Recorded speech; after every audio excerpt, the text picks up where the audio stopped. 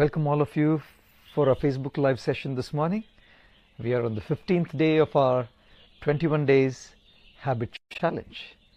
A quick recapitulation of what we heard in our discussion yesterday. The first principle that we discussed yesterday was that it's not about doing the easy things, it's about doing the right things. Usually we find that wrong things come easy and they give pleasure in the moment, but we have to pay a high price later. Lord Krishna calls this the tamasic pleasures in the Bhagavad Gita. And those things that we do right may cause a little pain in the beginning. They may be hard to do, but they pay us a high premium. And Lord Krishna calls them sattvic pleasures in the Bhagavad Gita.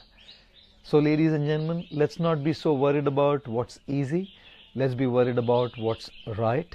And the right things are usually hard to do, but we keep going, and that's how we can deal with our bad habits. The second principle that we discussed yesterday morning was that we should never give up hope. Even if we fail, even if we lose, even if we slip in whatever we have decided and the results that we made, we just don't give up. We keep going with hope. Hope is that flame which lights up the candle of patience, hard work, determination. If we have hope, we'll have patience. If we have hope, we'll put in the effort. If we have hope, we have the determination. So let's continue with hope. Tiger Woods was once asked, what is the secret of his success? How is it that every single time he hits the ball with his golf stick, it goes and ends up in the golf hole? Tiger Woods said, the secret of my success is 3 words.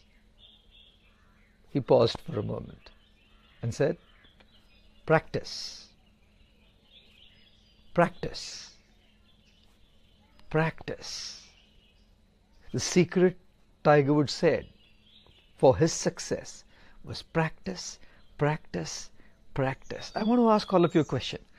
If you would practice football, soccer, for 12 hours a day, every single day, for the next 2 years, will you become a Cristiano Ronaldo? Maybe, maybe not. What will you be in terms of playing soccer and football? Better.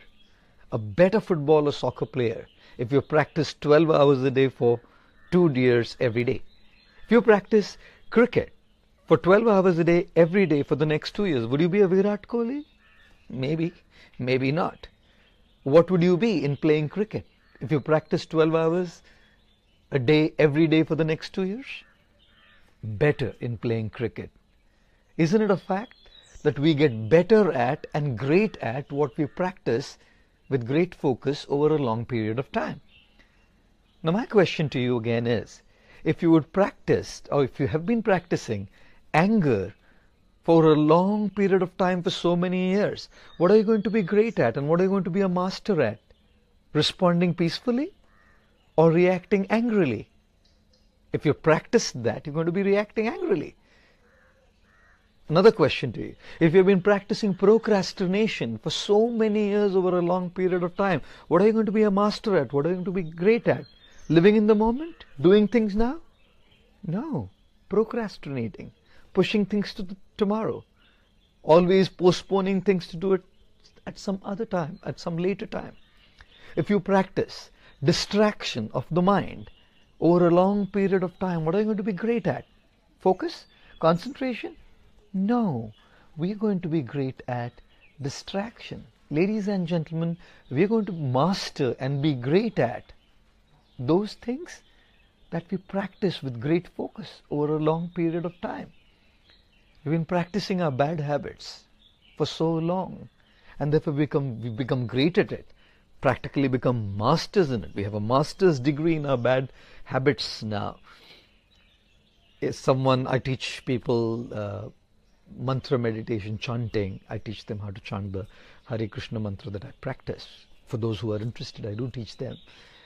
And one guy, after learning this mantra meditation, came up to me and he said, when I chant this mantra, my mind is getting distracted and is going all over the place. I said, that's what we have done for so long. And now that we are trying to unwind and get back to doing it right, that's the habit that's going to keep going for us. Lord Krishna in the Gita says that the focal point of yoga is control of the mind. We are not going to gain mastery in anything unless we learn how to control the mind. So he says, if you want to practice yoga, Arjuna, you have to learn how to control the mind.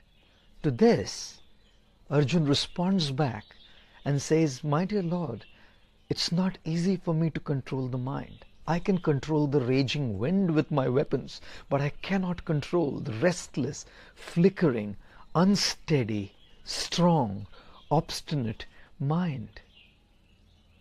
Lord Krishna responds by saying, Asamshayam, undoubtedly what you're saying about the mind is true. It's restless, it's obstinate, it's stubborn. It's all over the place, distracted. Undoubtedly what you're saying is true. But it is not impossible to control the mind. And Lord Krishna says, Abhyasena tu kaunteya vairagyena cha grihate. By constant abhyas or by constant practice and detachment, you will be able to get grasp over your mind, which is the focal, the central point, the very crux of the system of yoga.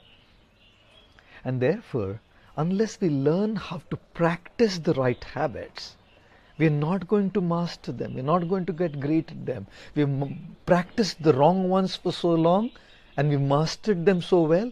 Now if we have to unwind, we have to practice just the opposite so that we get out of it and get mastery over the right habits or over the good habits. In fact, Lord Krishna explains to Arjuna about dealing with the mind. And I told this gentleman who was telling me that my mind gets distracted when I chant, when I meditate, when I try to focus, the mind is going all over the place. It's never in the present. It's hovering over the past, lamenting, or it's going to the future and getting worried. I think about examinations if I'm a student. I think about work pressures if I'm a professional. I think about all the relationship conflicts, all the heartburns. All of this just keeps playing on my mind. I told them the way to deal with it. Lord Krishna says, Yato yato nischalati manaschanchalam astiram tatastato niyamyaitat atmanyevo vashamnyayet. Says, wherever and whenever the mind wanders due to its chanchala, due to its flickering nature, hey Arjun, tatastato niyamyaitat, bring it back under the control of the higher self. It'll go, it's the nature, bring it back. It'll go again, bring it back. And it goes again, bring it back. Practice bringing the mind back. Abhyasa or practice means whatever you're trying to deal with, focus on it. Bring the mind back. And if you practice bringing the mind back again and again and again, I told this gentleman, your mind will get used to coming back. And you'll be focused in your chanting, in your meditation. And then when you start studying, if you're a student, you'll focus on your study because your mind has now got used to coming back. If you're a professional, your mind will get used to coming back because you've been practicing it. There was a boy studying in an ancient Gurukul, in an ancient school in India, where little boys would go and study under their gurus, their masters.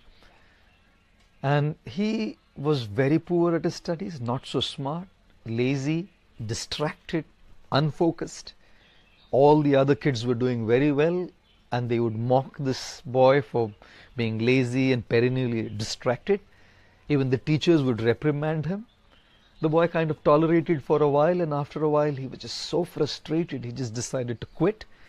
He left the Gurukul without even telling the teacher, the guru, without informing any of the kids, and started wandering around. As he came to a village close by, it was very hot, he felt extremely thirsty, and he saw a well at a distance. He went and drank waters to his heart's content, and sat under a tree nearby, staring aimlessly at the well. A woman or two would come to the well to fetch water from the well, and it was a very simple stone well. It didn't even have the system or the arrangement for a pulley. The women just had a long rope which was attached to a bucket, and they would just throw the rope into the well and pull it back to draw the water, as the rope would just go on the edge of the well back and forth. After the ladies had drawn water from the well and left, the boy saw the edge of the stone well very closely, and as he observed, he found that the rope, by having gone back and forth again and again on the edge of the well, had left a deep impression on the stone. The boy thought to himself, if the rope can go back and forth and can leave an impression on a dead stone, I'm not a dead stone. I shouldn't give up. I think I can change as well. The boy came back to the Gurukul and decided that he has to practice focus. Distracted as he was, he would fall asleep. Uninterested as he was, he would fall asleep in the class. So the classes then would be held under a tree. So he tied his ponytail, or his, in India I call it choti or shikha, to the branch behind the tree. Whenever he would fall asleep, by the tension he would wake up and he would try to focus on what the teachers were saying. Eventually, after a long time of trying hard, the boy started doing well and went on to become a great scholar in India. And this is when the boy said, Abhyas karat karat, karat karat abhyas ke, jad buddhi hoye sujan, rasri avat javat hai, sil par pade nishan.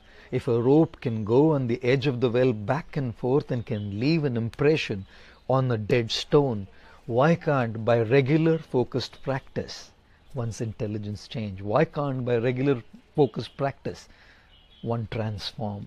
And therefore, ladies and gentlemen, the reflection for this morning is practice. The key to change, the key to transform in terms of giving up our negative habits and cultivate positive habits is constant practice. And practice has three elements. The first, we should do things rightly. For example, if somebody is learning Hatha Yoga, Yogasanas, yogic postures, he or she has to, under a proper teacher, learn the postures rightly. So practice must be done rightly. Second, it should be done over a period of time. You can't master these complex yogasanas or postures over just a couple of weeks. It takes a while, so over a period of time. So one, we should do it rightly. Two, we should do it over a period of time. And three, we should do it with intense focus. Only when the student who's trying to learn the postures of yoga, as an example only, with great focus, will he or she be able to master it. Therefore, the reflection for this morning, if we have to cultivate good habits and give up our negative habits, the key is practice. Doing things rightly, doing things over a period of time, and doing things with intense and great focus. I wish to thank you all very, very much for joining us this morning for our 15th day of the 21 Days Habit Challenge. I look forward to seeing you once again tomorrow morning, Indian Standard Time, 8 o'clock, 8 a.m. Thank you all very much. Hare Krishna.